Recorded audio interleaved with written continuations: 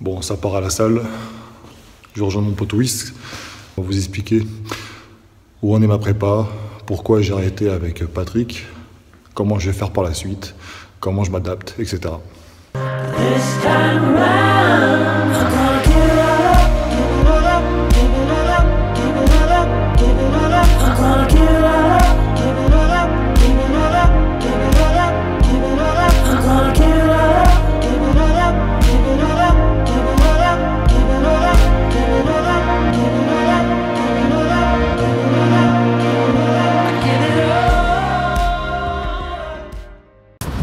Bon alors là on est chez moi, on est chez nous, je suis avec mon pote Whis. Donc c'est lui en fait qui m'aide notamment pour les vidéos. On va faire plusieurs choses ensemble. Et donc j'en profite pour te remercier. Vous avez été nombreux suite à mes posts à réagir par rapport à ma prépa. Vous voulez savoir où est-ce que ça en est, pourquoi j'ai arrêté ou pas avec Patrick Kostolany, les raisons, etc., etc. Donc à travers cette vidéo là on va essayer d'expliquer simplement les choses. Voilà. Et je vais vous expliquer aussi l'avenir. Qu'est-ce que me réserve l'avenir? Enfin, on ne va pas prévoir, mais en tout cas, on va essayer de mettre des petits objectifs à atteindre. Et donc toi, tu me vois tous les jours, quasiment, enfin, on se voit souvent à la salle. Hein. Tous les jours, ouais. Bon alors, qu'est-ce que tu voulais savoir justement? Par rapport à ça, t'étais étonné? T'étais pas étonné? J'étais étonné, bien sûr, je pense comme tout le monde. Ouais.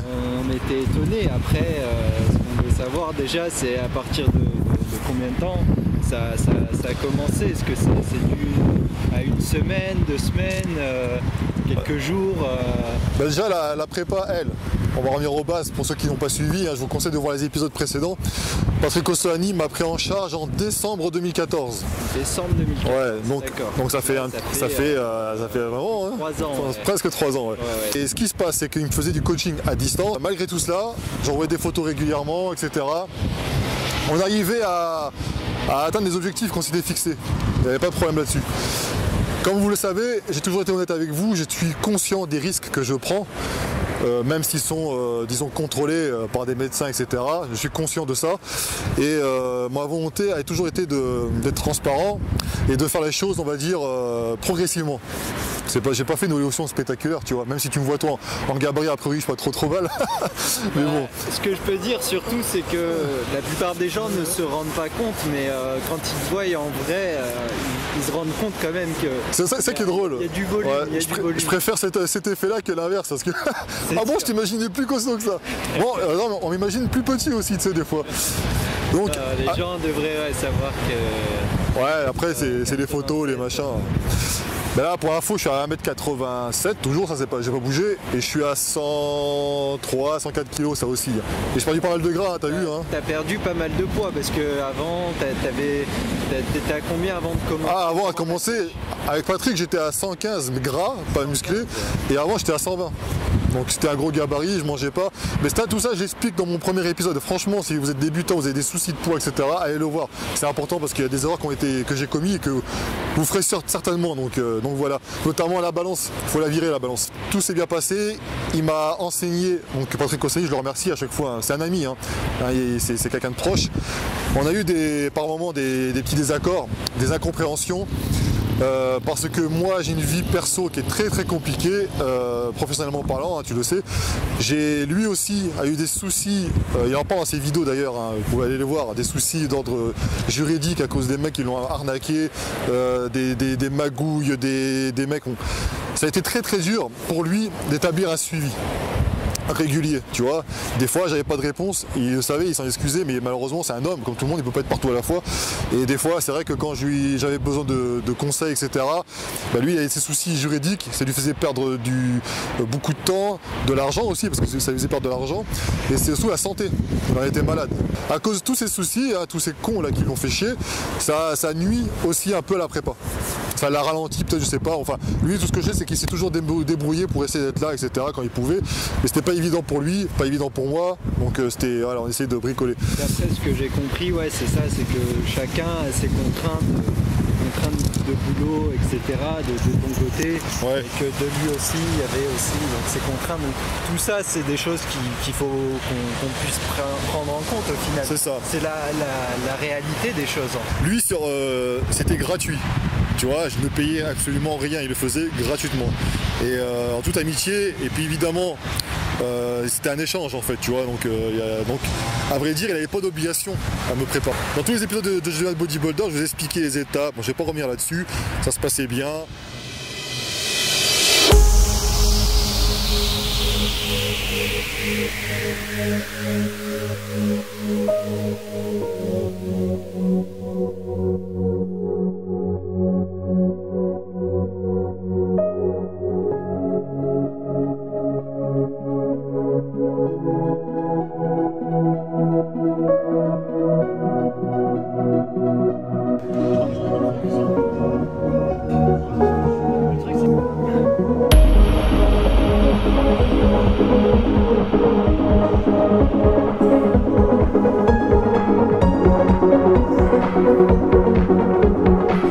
J'ai pris du poids, j'ai perdu, donc je faisais un peu. Mais par contre, c'est vrai que je trouvais que l'évolution, moi je suis quelqu'un qui, comme dit Patrick, je suis impatient. Alors autant je veux faire ça les choses progressivement, autant je veux exploser. Tu vois, c'est une espèce de paradoxe un peu qui est bizarre. Ça, c'est à force de côtoyer des mecs à la salle qui sont costauds, qui gonflent et tout, où tu te dis putain, je suis sûr que je peux être comme eux, même pire, mieux qu'eux, tu vois. Donc il y a de l'ego, etc. Bon, je suis venu m'installer dans le sud de la France. Et c'est vrai que pour le suivi c'était hyper hard. Patrick il a tout fait, hein. Comme d'habitude on essayait de partager les photos qu'on pouvait, etc. Mais même de mon côté je sentais que même pour moi j'étais pas démotivé, mais j'avais besoin de changement parce que je vais pas vous raconter ma vie personnelle, mais toujours est-il que j'ai déjà eu des petits soucis, hein, notamment avec la prépa, hein. J'en ai conscience, j'ai toujours dit rien de grave, mais j'ai eu des petits soucis quand même. Voilà, avec ma compagne ça m'a fait réfléchir, est-ce que je continue pas?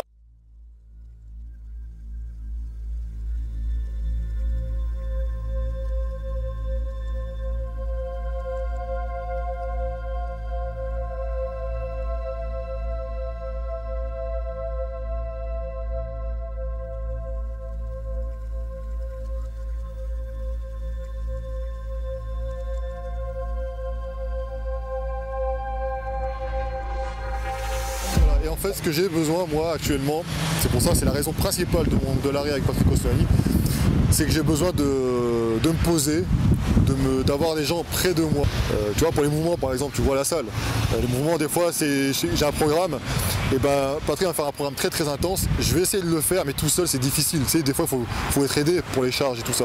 Et je vais pas demander à un mec à la salle qui sait l'interrompre pour qu'il m'aide, tu vois. Tu m'as déjà aidé de temps en temps, tu vois. Donc c'est hyper difficile. Donc ça c'est la raison principale. Raison personnelle, incompatibilité on va dire, et j'ai besoin de changement. Alors est-ce que c'est un arrêt définitif? Non. Est-ce que Patrick Koscielny m'a mis la vie en danger? Non. Parce que ça c'est pareil, les mecs commencent à parler là-dessus. Non, je suis pas fini à l'hôpital avec une sonde, etc. Oui, Dieu merci. C'est ce que beaucoup peuvent se poser, c'est de se demander est-ce qu'il y a eu des choses graves, mais non. pas le cas. Non. Après, disons qu'il y avait des petits désaccords parfois, des incompréhensions peut-être de ma part. Moi je suis pas un bodybuilder professionnel, lui c'en est un. Mais et en tout cas les sacrifices qui étaient demandés et c'était un peu hard pour moi. Tu vois, c'est plein d'aléas qui fait que c'est pour ça que là j'ai voulu vraiment me recentrer et être entouré de personnes qui sont au quotidien avec moi pour m'aider. Ça veut dire quoi? C'est que l'objectif actuellement, c'est de maintenir cette qualité, on va dire. Je suis pas en plus propre, parfait, hein, mais en tout cas, Patrick Koscielny m'a apporté une belle structure. Je sais pas ce que tu en penses, hein, mais en tout cas, c'est ce qu'on me dit. C'est sûr que quand on voit la différence au niveau de la transformation physique que tu avais avant et que tu as atteint maintenant, on voit qu'il y a vraiment beaucoup de boulot, quoi. Non seulement tu as viré quand même pas mal de fat, mais en plus derrière on voit qu'au niveau de la musculature il y a du volume. Oui. Et c'est vrai que moi je disais que comme c'était hard ce qu'il proposait, enfin c'est vrai que le body c'est hard quand même, une prépa, tu vois, ça prend du temps. Je pouvais pas ne pas être conseillé pendant 1-2 semaines par exemple, tu vois, c'est pas possible. Il fallait que j'ai quelqu'un, un référent en fait sur place. Donc pour répondre à certains qui posent la question, le coaching à distance ça peut marcher, oui, mais je pense que pour le haut niveau, il faut quand même aller le voir ton préparateur, il faut qu'il soit pas là aussi, tu vois. Des fois il me voyait Patrick, Il me voyait faire des mouvements, il me disait non mais c'est pas comme ça, etc. Il avait raison. Et le problème c'est que j'étais seul moi donc à la salle, tu vois. Donc comment me corriger, m'auto-corriger. Même si moi je connais les mouvements, bah, tu le vois pas faire. Tu vois, des fois quand tu me filmes, tu vois, je me dis putain merde, effectivement je les sens pas assez, tu vois. C'est des trucs, voilà. Coaching à distance, c'est bien, on va dire que c'est quelque chose qui marche puisque la preuve, il y a eu vraiment des résultats durant ton coaching distance. Voilà, mais moi il manquait quelque chose. Là, par rapport à ma situation personnelle, on va dire. Hein, voilà, tu vois, ton cas particulier. Avec certains, ça a marché très très bien. Avec Patrick, ça a marché très très bien encore quand j'étais sur Paris. Quand j'avais besoin, j'allais le monter. Je prenais, c'était 1 heure de trajet. Hein. Là, c'est financièrement parlant, c'est chaud quoi. D'aller, voilà, on a 900 bandes de Paname, ça fonctionne. Mais quand quelqu'un est disponible aussi à 100% pour ça, et quand il n'est pas harcelé à droite à gauche, tu vois. Et en fait, Patrick, là où tout le monde est d'accord, et je suis d'accord à 100%, c'est qu'effectivement, il m'a posé les bases, une belle structure. Il m'a appris ce que c'était que le body. Il m'a appris à laisser mon ego de côté. Et ça, il était malin parce qu'il me l'a fait comprendre par le programme de musculation, tu vois. S'il avait fait comme certaines personnes, chez qui ça marche, de faire des séries de 3x8, machin et tout ça, là, tu veux porter lourd à chaque fois. Mais lui, il faisait des fois des programmes hyper intenses, ce qui fait que c'était obligé de descendre à charge. J'imagine très bien qu'il savait que j'allais pas réussir toutes mes séries, tu vois. Mais en tout cas, il savait que j'allais en tout cas réussir ce qu'il avait prévu lui, tu vois. C'est-à-dire qu'il va te mettre 4 fois, je sais pas, 4 fois 4 fois 8, donc tu fais 4 séries de 8, ça tu recommences 4 fois avec 20 secondes de pause, par exemple. Hein. Bah, il savait très bien que humainement parlant, à la fin t'étais cramé, mais t'as au moins accompli ce qu'il voulait avec des charges modérées, et c'est ça le body en fait, tu vois, ressentir la charge, etc. C'est ce que j'ai appris avec lui. Donc maintenant que le coaching est en stand-by avec Patrick, ce qui est intéressant de savoir, c'est comment tu fais maintenant, comment tu gères tes entraînements, comment tu gères ta diète, comment tu gères tout ça. Alors ça, pour l'instant, les entraînements, pour l'instant j'ai envie de m'amuser un peu, tu vois, et j'ai envie de travailler sérieusement. Donc je suis entouré de mes potes, là, Michael Louvel, Clément, Sandro, etc. Tu vois, et donc on s'entraîne souvent ensemble. Et donc ce qu'on fait actuellement, c'est un groupe musculaire 2 fois par semaine, mais sous différents angles, tu vois. Et je trouve que c'est pas mal, ça change. En fait, c'est ça qu'il me faut du changement un peu. Et puis dans une bonne ambiance. Donc pour l'instant, voilà, je stabilise, on va dire. Et puis tant qu'à faire, je peux prendre un petit peu de galbe ici et là. Et au niveau de la diète, c'est pareil. Hein. Je peux compter sur eux pour m'aider à pas craquer, à pas fou. Tu sais, si les mecs ils me voient revenir comme un loukoum, tu vois, ce serait du gâchis, puis ils me le diraient. Donc l'objectif, c'est ça en fait pour l'instant. Après, on verra comment. J'en parlerai dans d'autres vidéos. Je vous dirai un petit peu ce que je fais, comment je fais, etc. Pour l'instant, en tout cas, c'est ça. Je suis en stand-by, comme tu dis. Je maintiens, je sais de pas, je perds pas de qualité que j'ai durement acquis. Donc voilà, par exemple, il m'a mis le ventre quasiment plat, donc je compte le conserver, même s'il a fait de nouvelles approches, j'ai pas cassé son travail. Moi je me plaignais avec lui de revenir en marche arrière parfois, tu vois, ça faisait progression mais en dents de scie un peu, tu vois. Et a priori c'est normal, mais moi j'ai pas envie de faire ça, tac, et retour en arrière, vraiment un retour complet en arrière, tu vois, c'est très facile de prendre du poids, c'est très facile d'être démotivé, tu vois, donc mais je suis motivé grâce à vous aussi. Hein. Surtout que aussi au niveau de la prise de poids, il y en a qui prennent facilement du poids, il y en a qui prennent pas facilement du poids. Ouais. Et c'est vrai que dans ton cas, de ce qu'on voit, c'est que tu l'as dit, c'est que tu prends facilement du gras comparé à d'autres personnes. Donc, ah bah oui, surtout à mon âge maintenant, je peux te dire que avant j'étais tout fin, hein, regardez le premier épisode, hein. J'étais tout fin, je faisais en 2001 68 kg, tu vois. Je bouffais, je grossissais pas. Donc toi si t'es maigre là actuellement, t'inquiète pas, hein, ça va peut-être changer. C'est pour ça les histoires de morphotype, machin et tout, ça c'est de la branlette intellectuelle ça. On change, notre corps change. Puis avec tout ce qu'on bouffe là, les cochonneries, les machins, ça change aussi. Donc j'ai répondu à votre question, tu vois, c'est une petite vidéo pour déjà pour rendre hommage à Patrick O'Sullivan. C'est pas une vidéo, tu vois, Patrick, cette séparation, faut pas la voir comme un. Parce que j'en suis des mecs, ah tu vois, je te l'avais dit, mais tu l'as dit de quoi, t'es au courant de rien, tu vois. Donc après, il y a des choses qui resteront du domaine du privé entre lui et moi. Après ça reste que du body, hein. Ça reste que du body. Mais par contre j'oublie pas qu'il m'a beaucoup donné. Et donc Patrick, t'es un mec bien, tu sais. Et puis je te l'ai dit, hein, un jour ou l'autre je te battrai. J'aurai des plus gros bras que toi. De toute façon je suis toujours plus grand que lui. Ouais, donc entre vous tout se passe bien, contrairement à ce que certaines personnes peuvent penser. Oui, ça se passe bien, c'est juste. Tu sais, Patrick il m'a dit un jour, il y a combien de temps que ça? Il m'a dit, tu verras un jour, tu auras peut-être besoin de changer de préparateur. Et moi je lui disais mais non, tu verras, etc. Et parce que lui il connaît, même lui dans sa carrière il a changé, tu vois, donc de personnes qui le suivaient, j'imagine. Parce que tu vas apprendre pendant quelques temps d'une personne et tu as besoin d'aller voir ailleurs pour voir un peu ce qu'il te propose. Et ça t'empêche pas de revenir après aux sources. Je vois par exemple que, tiens, Lionel Beyeke, il était avec Eric Favre, il est parti, il est revenu là, tu vois, par exemple. Donc j'imagine qu'il va être préparé avec les mecs de cette team, tu vois. Tu vois, c'est... Mais tout se fait, il n'y a pas besoin de dénigrer, il n'y a pas besoin de cracher en fait dans la soupe, comme on dit. Alors, il y a eu, je suis honnête, Patrick aussi, hein, on est sans langue de bois, il y a eu des discordances, il y a eu pas des tensions, est-ce que j'ai eu de tensions entre nous, on se disait les choses, Patrick il me dit un truc, quand il a dit un truc il le dit, moi pareil, donc à ce niveau-là il n'y a pas de souci. On est plutôt transparent, tu vois. C'est ça, on voit, il y a la réputation, que ce soit toi ou Patrick, on a cette image de personnes qui disent ouvertement les choses et justement qui font pas les langues de bois. Non, c'est pas notre genre ça. Si j'ai un truc à dire à une personne, je vais le voir en face. Hein. Donc non, mais après Patrick, j'ai dit, je n'ai pas d'accord sur tout, mais avec mon œil de pratiquant de musculation novice. Tu vois, lui c'est un mec, c'est un bodybuilder pro, il a fait des compétitions, il a fait des choses, il le dit dans ses vidéos, il était dans l'extrême, il a fait, tu vois, on y revient à un truc plus soft. Mais donc voilà, il connaît, il sait ce que je vis, de toute façon il sait ce que je vis en ce moment. Donc là c'est une remise en question que je dois avoir sur moi-même, sur mes objectifs, etc. Après, est-ce que je retournerai avec lui ou pas, seul l'avenir nous le dira, parce que lui aussi il faudra aussi qu'il dise bah ok ou pas, hein, tu vois, c'est pareil. Hein. Mais parfois tu as besoin d'aller voir un petit peu ailleurs pour voir ensuite ce que ça peut t'apporter, et puis éventuellement voilà, peut-être ça t'apportera un petit truc, un petit déblocage, je sais pas, un petit bénéfice, puis après tu vas revenir, tu vois, aux bases. Je sais pas en fait, tu vois, actuellement je sais pas encore. Tout ce que je sais c'est qu'actuellement là, des mecs comme toi, oui, c'est à Mika, Clem, etc. Voilà, je prends plaisir à aller à la salle, j'ai pas de baisse de motivation, je suis toujours motivé à être avec des mecs comme ça qui sont cool, qui sont en plus stricts, enfin dire stricts. À la muscu, franchement, ils bossent bien. Et niveau diète, je sais que, en tout cas, Mika, par exemple, je sais qu'il est carré et tout. Donc ça aide en fait, tu vois, d'être entouré de gens comme ça en fait, tu vois, ça aide. Là, il commence à faire nuit, là, je sais pas si tu vois, regarde, t'as le croissant de lune là. Ça me rappelle un certain drapeau, ça. Donc on a fait le tour à des questions, je pense. Donc dans les commentaires, n'hésitez pas à poser des questions.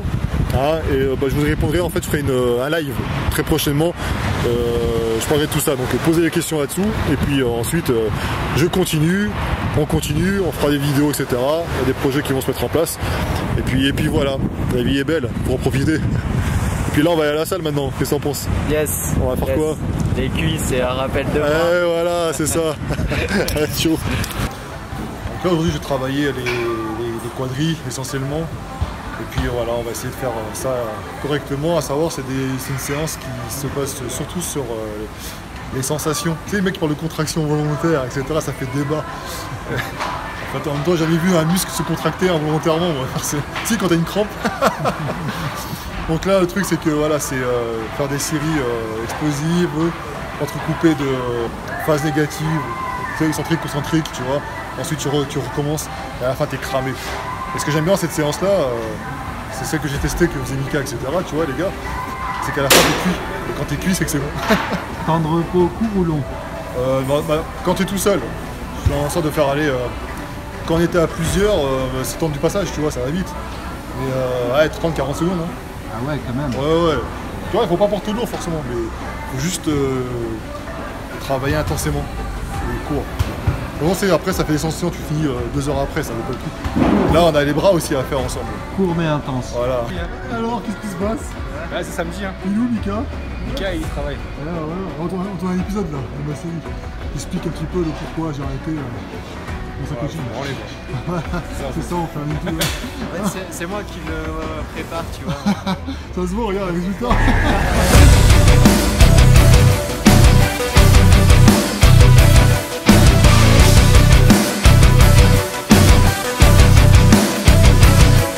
C'est la petite dédicace là. Une fille qui bosse bien, que je connais, Lucie là. Je vais sur Instagram. Voilà, la belle son point. Point fort, Chris. Ouais, t'inquiète, point fort mental. Donc là, je vais faire les squats. Et puis alors le truc, c'est d'essayer de faire le mouvement correctement. Pas forcément parce que je suis grand et enseignement, donc je sens pas forcément le cul par terre comme certains voudraient, c'est pas un record que je cherche.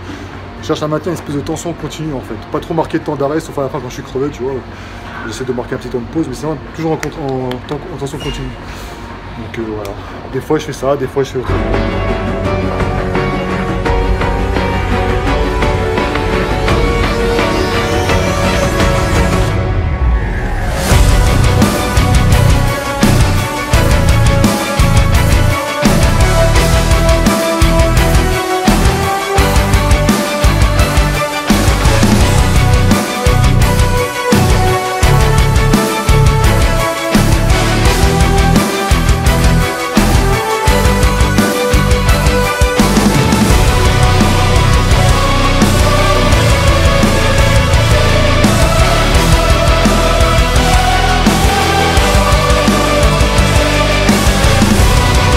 Petit training cuisse, rappel, bras. Bah écoute, j'ai été chercher de la flotte dans les toilettes, on est mis partout pour faire style, tu vois. Voilà. Comme je dis, c'est les cuisses, c'était donc les quadris. Là j'ai donné. Par contre le problème c'est que tu vois, la congestion elle arrive vite et après ça limite au niveau des exercices. Et après les bras c'est vraiment un petit rappel quoi. Et comme je dis tout à l'heure, tu vois, là je vois autre chose, ça fait du bien aussi, tu vois, sortir un peu de la routine. Et après on verra. Comme on dit chez nous, Inch'Allah, on verra. Merci Aiki. Ouais, merci, puis continuez à soutenir, c'est important.